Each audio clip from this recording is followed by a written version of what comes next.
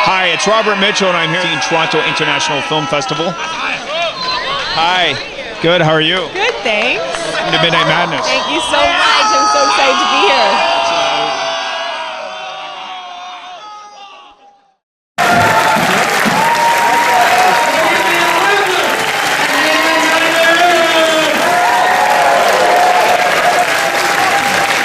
All right, so it's an action-packed, heavy front end of the festival, okay? And then we went deep into the woods last night with Blair Witch. And we were like, man, we've had enough of American films. Let's go to France! Now, as you know, I mean, why am I telling you? Because you guys were the audience that really championed and brought into this world this term of French New Extreme Cinema. Because of course we had Martyrs, Alan Carrier, Volunteers, High Tension, Alex Oza started in Madness.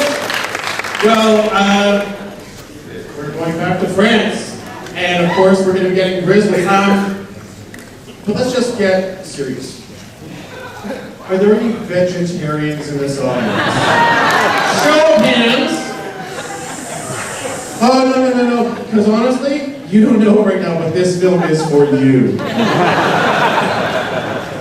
I think you taste really good. Yeah, grain-fed, right? All right. So this film played in Cannes and was a sensation. Like, I mean, like every year when Cannes happens, I mean, you hear all about the red carpets, yada yada yada. But you're waiting for those little gems. You're waiting for those things. Inside, Alan Carrier played in Critics Week in Cannes. Man Bites Dog played Cannes in Critics Week.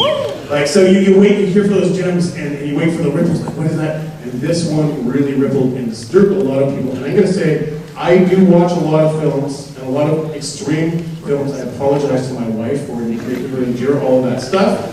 This film made me wince. What? You have been warned. So, really excited to introduce to you your new best friend, the director of Raw, Julia Ducournau. Come on out, Julia.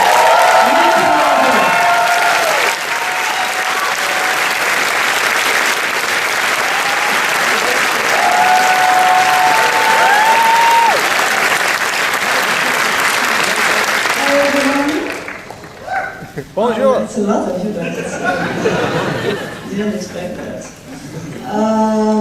Yeah, so someone told me today something funny. Someone told me, who knows very well Midnight Madness, told me, you know, Julia, there is a good chance that the audience is going to get confused by the way you look. And I go, really, why?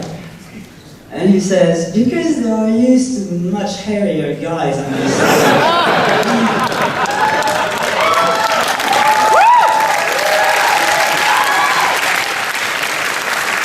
So, just to make you comfortable, guys, I haven't shaved in 2 days.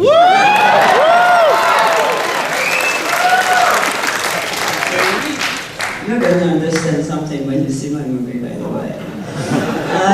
Yeah, and also I've heard a lot, especially from a friend of mine in Paris, who got his movie Midnight Madness a few years ago, and he came back and he told me, Julia, you have no idea what it is. So really, like, this is the best audience in the world.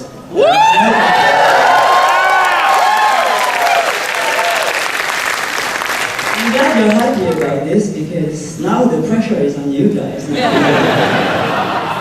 So this is with great pleasure that I'm going to watch you watching my movie.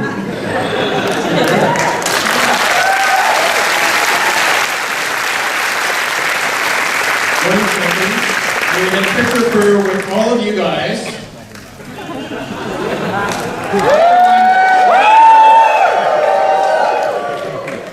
One more big cheer. Yeah! All right. Put your hands together, and we'll be back in a few minutes. I don't know about you guys, but I was just saying, you know how our director says something about those area directors? She's got the moon because she had more passive than those lame asses. Literally, when you go out there, you're going to see Ryerson security out there. There's even a stretcher. Because this film was a little too intense for some people. So she's got those area directors owned. Put your hands together for the director of Raw.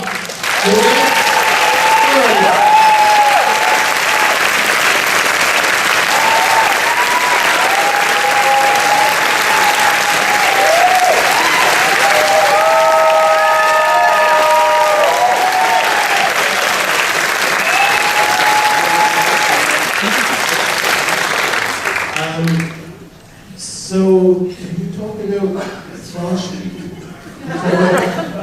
Frost Week, about like, I mean, okay, so the interesting thing is we were talking about this film beforehand, and you could almost take the extreme elements out of it, but it would still be extreme, because the viewer kind of like, you plunge the viewer into this very extreme world, and who knew that veterinarian students have that kind of extremity? Can you talk about why you chose to set your film in that kind of form of week? Yeah, so at the beginning, my first reflex when I started writing was to set it in med school, because, yeah, I mean, I don't know, it made sense, courses, 16 courses. But then, after 2 weeks, I realized that there would be no movie if it was set in med school, because basically she would just have to go down to the morgue and eat a bit, a nice snack. What's the deal? I mean, no one is going to ever yell at her for that. Yeah, no movie. So I thought that's not a good idea. So then, of course, I wanted to stay in the realm of medicine, and I had many scenes in my head already. I wanted to see, to shoot the section and stuff like that. So I instantly thought about vet school, and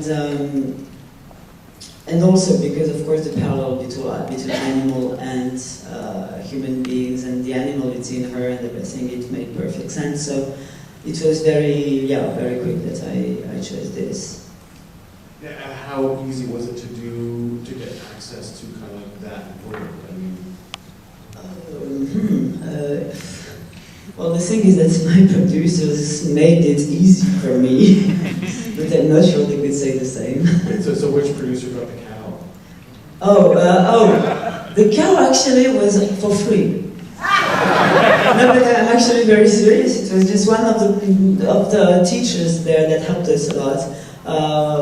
I remember I was just scouting in the school and watching everything to get more inspiration and everything, and I saw someone do that, and I said to him, yeah, that's pretty cool actually. I mean, that's unusual. And he said, you want to do that? I said, yeah, sure, you can do it, no problem. Okay, but the tough part was when I called my actress and I said, yeah, that was not the plan, but do you mind showing your finger and your whole arm in the cow's ass? Is it possible? And she said, what? And I go, listen, if you don't want to do it, we can do a close-up and it'll be my arm, no problem. And then, yeah, in the end, she actually liked it. Fisting only Midnight Madness. So, I mean, so what is your relation to vegetarians and meat? None. This is the thing. It's very funny because in a lot of articles, French or American or wherever in the world, it's happened sometimes that I've read that it was a vegan movie. I'm like, how, where, why? I mean, have you seen the movie? Really? I mean, come on. And the thing is, yeah, that's really weird. I don't know why. I think that some people, it is indeed a movie about morality, but I certainly do not put it on the first degree. It's just morality between what you're eating. I mean, that would make a great movie, like something about the planet and everything. But if I wanted to talk about the planet, I wouldn't have shot it there. So, yeah, it's really, yeah. So basically, she's a vegetarian, and the whole family, of course, is a vegetarian because the parents know that there is this evil running in the family and that they want to prevent their children to develop it. And of course, at the beginning, I thought, okay, I want to make a movie with a cannibal in it. And when you're writing, you always want to have your character, to have the biggest arch, you know, you wanted to develop fully from really low to very high in order to make it like more interesting and to create more stakes. So if I stakes, lol.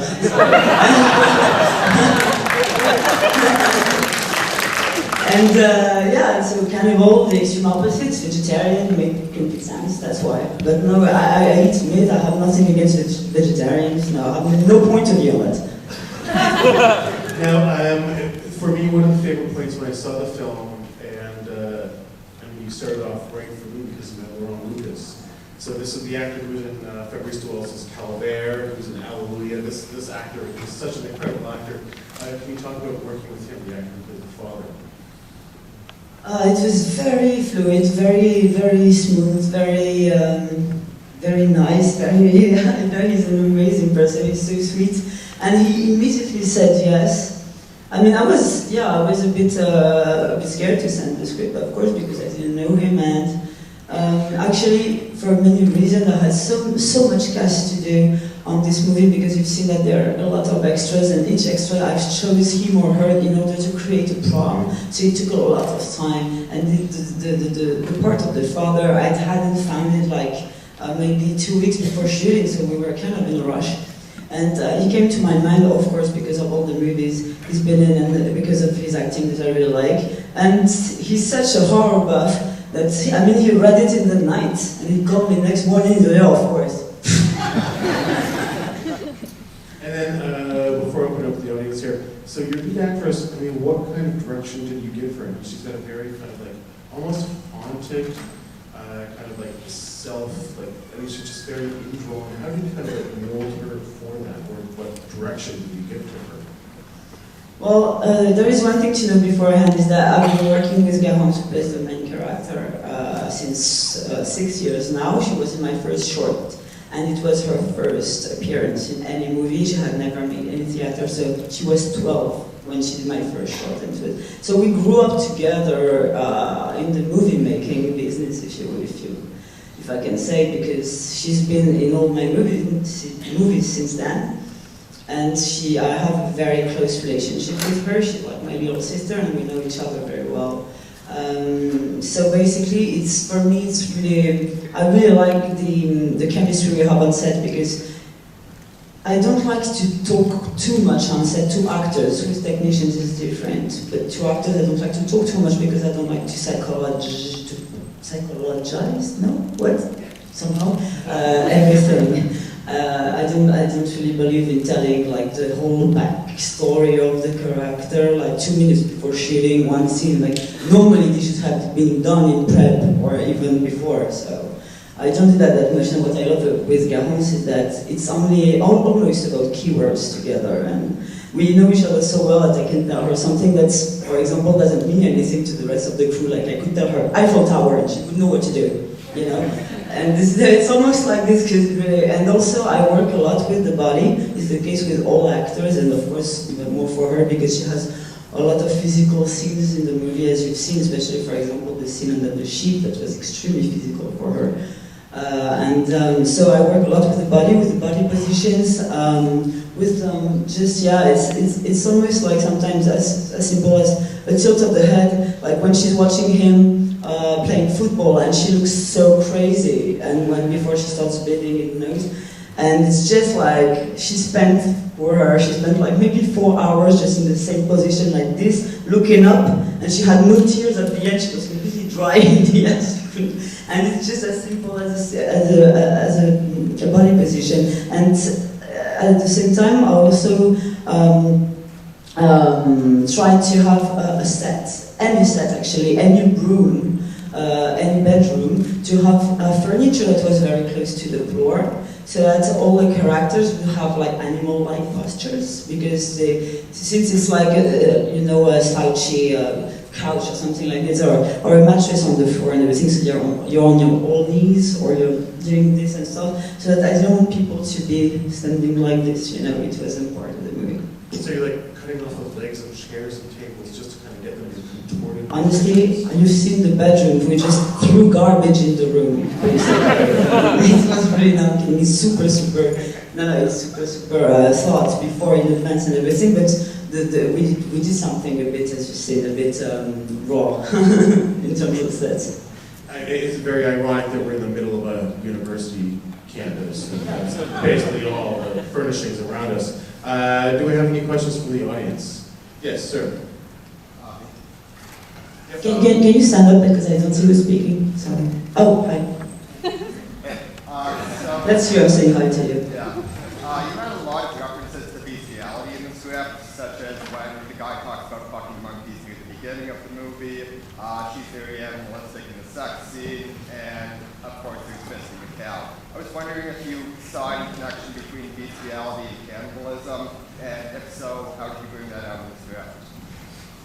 There is, yes, of course there is a link between them, but at the same time there is a thing is that I don't want cannibalism in the movie to only convey the idea of bestiality or sexuality.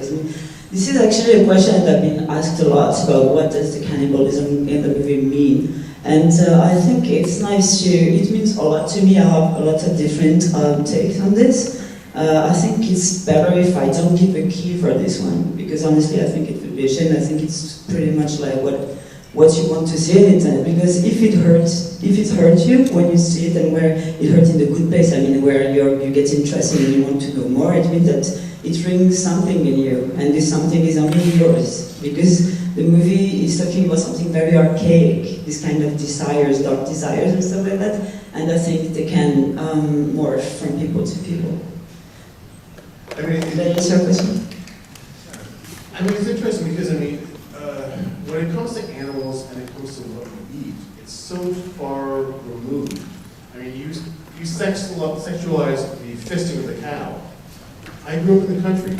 That's just, there's nothing sexual about that. That's just, yeah. It was not meant to be sexual, otherwise I could have had it way more sound design when she takes out the shit.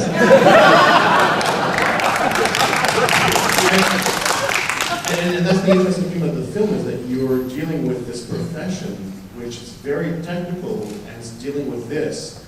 And so for people to make the leap to that kind of assumption, it just shows how far removed we are from our food. Absolutely.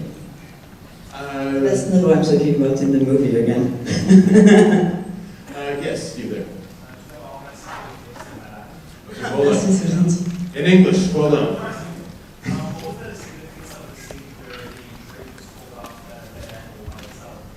What was the significance of the scene where the drape was pulled up by the camera? Of the dead dog, yeah. After the football scene, after the soccer scene, yeah. Good question.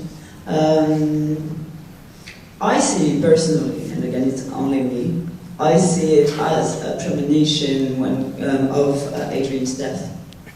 And also see it as, let's say, a dead zone between the moment she was still human and the moment where she's gonna become an animal before she goes back to humanity, of course, in the end. But this was for me to portray the fact that she was becoming something else, and yeah, and also Adrian's death. That's it.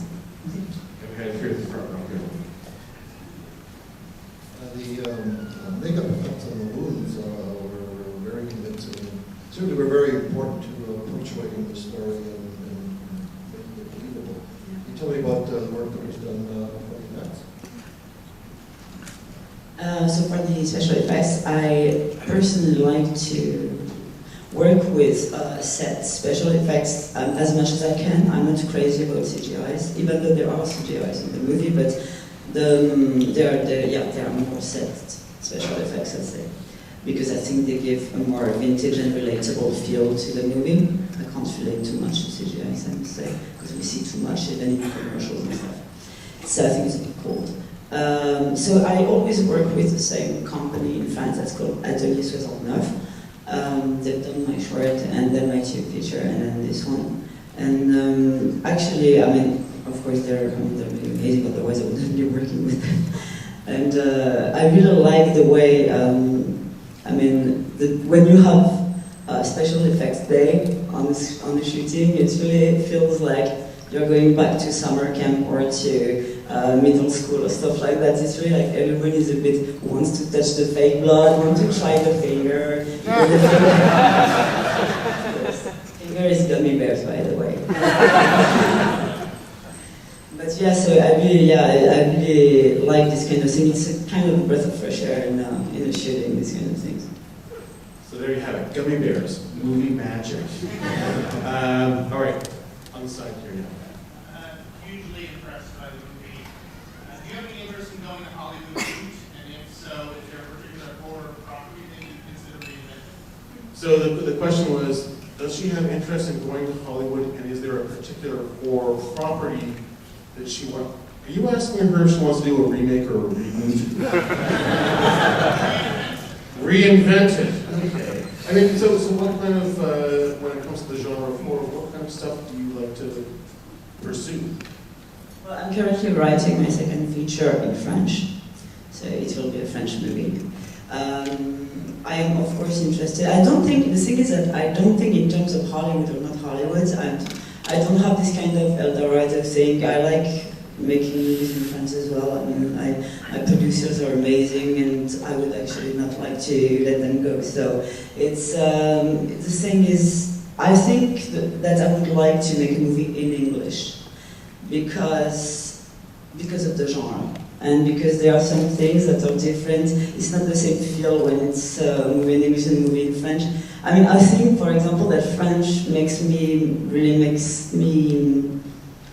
it very, very realistic. And maybe if it was in English, I wouldn't have written exactly the same jokes or the same, and maybe it would have been a bit more, I don't know, no, actually, I don't know. I just want to do it in English, sorry. It's a very bad answer, but I would be up to do it in English. I mean, I would say, like, this film is far smarter than anything that was just coming out of Hollywood for genre-wise. I mean, you have to... You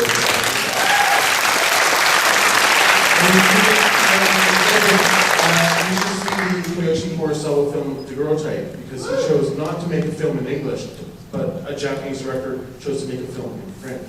So, yeah, I mean, this is a very smart and intelligent genre film. So, let's put your hands together. Okay, hold on. Let's not say R. Let's say RAW.